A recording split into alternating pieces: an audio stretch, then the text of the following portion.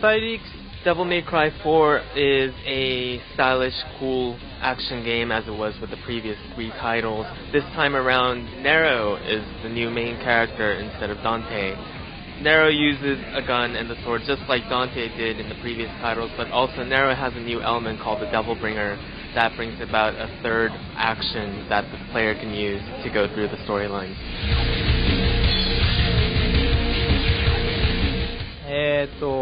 Basically, with the PS3 360, it's a completely new platform and it's a next-gen console.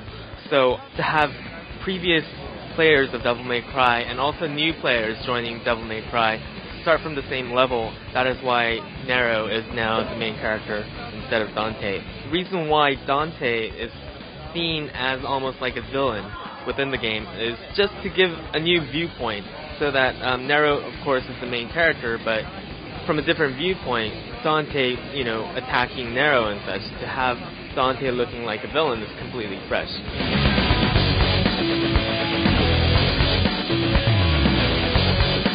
With Nero, he has the gun and the sword as well, but now has the Devil Bringer, which is the third action. How you actually use those 3 actions to go through the story is going to be the focus of this game. The player will be able to change in real time the different styles that he had within the game, so how the player will actually adapt to that new change will be very interesting to see. And to see the 2 main characters, it's not just Nero, but Dante will also play a huge role within the game. Having the player actually play through the game using these 2 different characters will be very huge.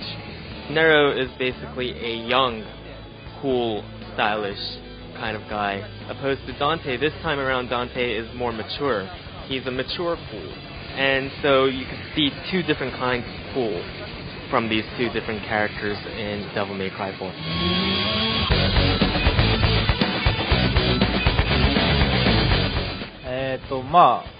Continuing the storyline is always possible. However, we do work under a corporate system, so unless Capcom gives us the green light to go ahead and continue on with releasing Devil May Cry 5, 6, 11, whatnot, it's totally up to them. However, personally, I would like to continue on with Devil May Cry and create more and more games for this franchise.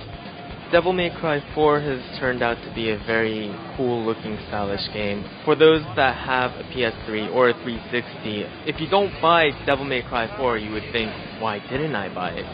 There's no worth of having a PS3 or 360 without Devil May Cry 4. That's the kind of game it's going to turn out to be.